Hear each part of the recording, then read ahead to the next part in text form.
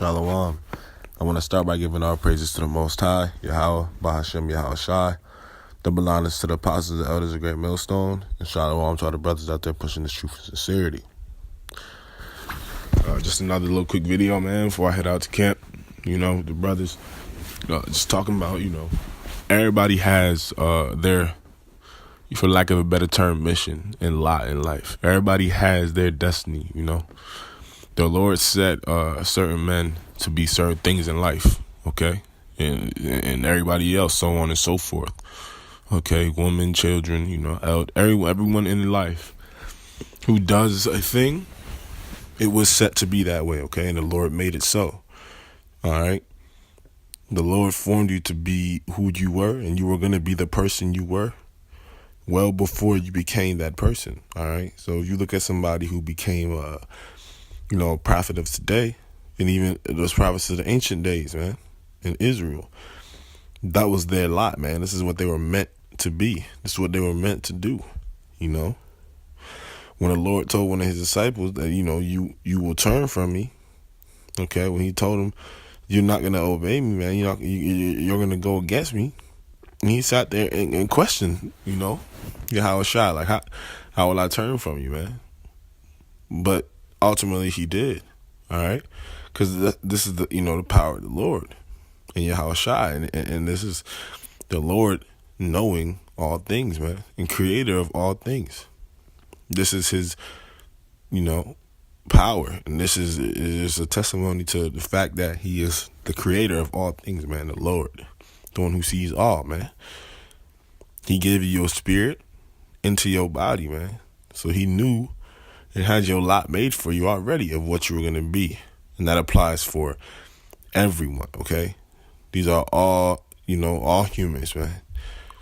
He formed you in that, he formed you before, you even knew what you were going to be. So I just want to bring out a couple scriptures that talk about that, man. And this is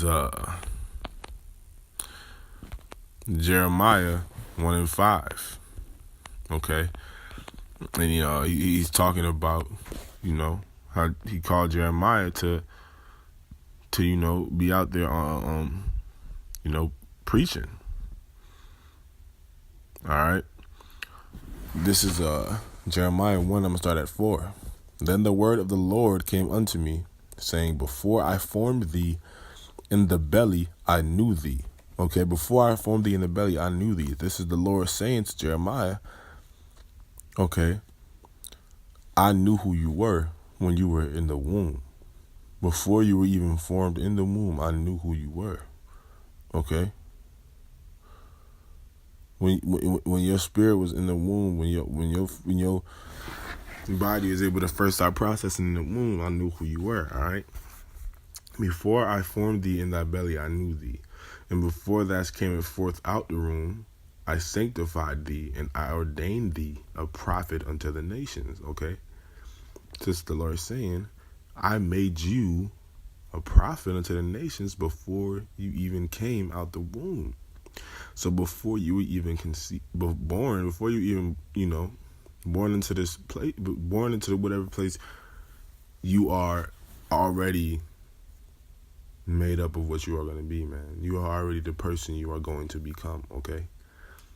That goes for everybody, man. And I'm talking about, LeBron James, Puff Daddy, P. Diddy, from the richest man to the poorest man, okay? This is your lot, man. Certain people receive it for judgment, man. Certain people, given the extra salt of that earth, man. Certain people are meant to be risen up in these times, and certain people are meant to be lowly in these times, okay? The Lord deals with these things and makes these things so, all right? This is, ultimately something that needs to be understood for everybody who might have trouble when they're telling their families, when people in the truth are telling their families and their loved ones about, the truth and just trying to live right and go and returning unto the Lord. And they might get frustrated when they're not hearing it the way they want them to, or not getting it, maybe laughing them off or even disrespecting them, man, and saying that it's crazy, it's blasphemy, man. This is meant to happen, okay? Stuff is made for everybody. If they were going to get it, the Lord would have made them to get it, all right? And they might understand it at one point. They might not get it the first time you say it to them, but they might come back. You never know. Lord is the only one who knows, man. And that's what these scriptures are talking about. And just another scripture to back that up. It's basically it's saying the same thing, that the Lord is the maker of all things. This is Isaiah 44:24. Thus saith the Lord, thy Redeemer, and he that formed thee from the womb. I am the Lord that maketh all things. All right, so do you see that again, though? Thus saith the Lord, thy Redeemer, and he that formed thee from the womb. You see that again, reinstating. I formed thee in the womb, okay? I made you who you were in the womb. I am the Lord that maketh all things. That's plain. That stretcheth forth the heavens alone, that spreadeth abroad the earth by myself, okay? The creator of all things. So you see the power of this Lord, man. Stretcheth forth the heavens alone, that spreadeth abroad the earth by myself, okay? That frustrateth the tokens of the liars, and maketh diviners mad.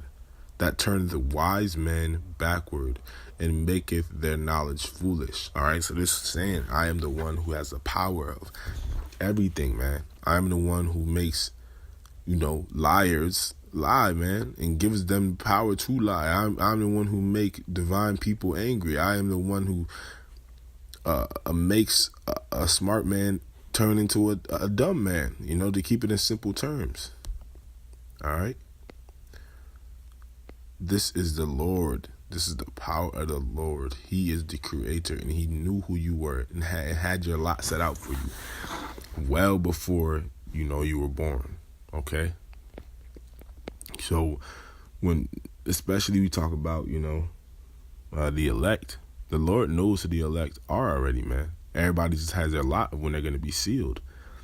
When that elect is sealed, then the Lord will return. But, man, the elect has to be sealed first. And everybody, like I said, has a certain lot. So people are going to find out at certain times. Some slower than the other, man.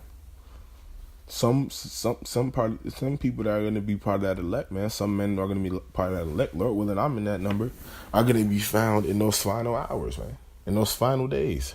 Because it's going to be somebody who never got told anything all their life, never knew. And in these final days when calamity and famine is hitting, man, mark of the beast being pushed out, all right, and we about to get ready for this nuclear destruction, it's going to be brothers that wake up right then, okay, and get told just in those times, all right, and they're going to start living the right way, repenting, man, and coming forth to this, all right, and being true in it, man. Everybody has their lot. Everybody has, their purpose, and serves that purpose eventually, one way or another. The Lord talked about, how he had one of the prophets, send him to go preach in a certain town, and he didn't want to, try to flee, and he got swallowed up. He tried to flee from it, man, across the water, got swallowed up by a whale, man, and then he got belched out onto the beach of the city he was supposed to be in. All right, and that story I'm talking about is about the prophet Jonah. So I'm gonna go into these scriptures and read this. This is Jonah, the first chapter, and I'm gonna start at 17. Now the Lord had prepared a great fish to swallow up Jonah, and this is explaining. Jonah. The Lord said, I need you, to go preach in the city Nineveh, all right? And told him, I need you to go to this great city and cry against them, man, for their wickedness, all right? And Jonah refused the Lord, man, said no, and tried to go to another city. Okay, so he went out to the boat to take the boat to the other city. He's on a boat with these men, and the sea starts acting up, basically. Okay, the water starts going crazy, like a storm comes on the sea, man, and they keep trying to go in that direction, but the sea's not letting them. They staying still. They're trying to row against that tempestuous water, man. It's not moving. All right, it's moving against them. All right, so these men that are on the ship started crying out to their lords and asked Jonah, who are you? All right, and Jonah said to them, I'm Jonah. I'm from the tribe of Judah. I'm a Hebrew. I serve, Yahweh Hashem Yahushua. And they're like, okay, so are you the one who, because he was sleeping during this time. They went to the bottom of the ship, of the boat that they're in, all right, below deck, and he's sleeping comfortably in a deep sleep, okay? And ultimately, they woke him up and cast him out into the sea, man, because he said, the Lord told me to do something and I didn't do it, man. So they once saw that he was the reason for it, man, and knew that things weren't going to stop until they cast that person out. So when they cast him into the sea, they saw these things stop for them. They were, innocent. They didn't do anything, and now they were fine. And they see things, and so now these men turned to the Most High and was fearing the Most High now. Okay, so when we talk about fearing the Lord, people think that this is the thing that makes them, ultimately it should make you happy. But when we talk about these people in the church, man, they think they're being saved by just going up and having a preacher tap them on the forehead with some damn coconut oil. Man, that shit is ridiculous, man. All right, but that's a whole nother discussion. But yeah, man, Jonah, was cast out into the sea, and this is what happened. This is Jonah 1:17. Now the Lord had prepared a great fish to swallow up Jonah, and Jonah was in the belly of the fish for 3 days and 3 nights. So Jonah was swallowed up by a whale, man. And he was in there for 3 days and 3 nights, man, for trying to turn from the Most High. Then Jonah prayed unto the Lord Yahweh out of the fish's belly, and said, I cried by reason of mine affliction unto the Lord, and he heard me. Out of the belly of hell cried I, and thou heardest my voice. Okay, so when he's in his belly, man, he's just stuck in there. It's dark, wet, nasty, inside of a whale. All right, it's a whole bunch of other dead fish in there, man. It's disgusting in there. So he's crying out, to the Most High, saying, man, get me out of this place. All right, and he said that the Lord heard him. For thou hast cast me into the deep, in the midst of the seas, and the floods compassed me about, and thy billows and thy waves passed over me. Then I said, I am cast out of thy sight, yet I will look again toward thy holy temple. The waters compass me about, even to the soul. So this is, just saying, he was in there for 3 days and 3 nights. This is when he's going through this, man. He's having all of these crazy feelings, man, and saying, am I forgot about, man? This is my life. Am I going to die here? All right? I need to look again to the Most High, man. Get me out of this place. This is basically what's going on right here. And I'm going to jump down to, this is Jeremiah 2:10. And the Lord spake unto the fish, and it vomited out Jonah upon the dry land. Okay? And the word of the Lord came unto Jonah the second time, saying, Arise, go into Nineveh, that great city, and preach unto it the preaching that I bid thee. Okay, so this is just saying, man, people have their lot. Jonah was trying to reject his lot, man, and tried to go another way. And a whale came, swallowed his ass up, and then vomited him, threw him up on the beach of the city that he was supposed to be in, preaching that the Lord sent him to be in. All right? And the Lord was like, all right, stupid. Like, now go preach, in this city. Go cry against this city I told you to go cry against for their wickedness, man. So this is just, just a prime example in the Bible of just how everybody has a lot and the severity of it, man.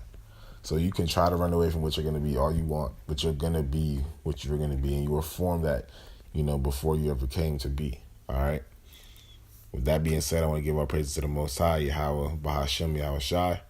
Double honor to the apostles and elders of Great Millstone, and shalom to all the brothers out there pushing this truth and sincerity. Shalom.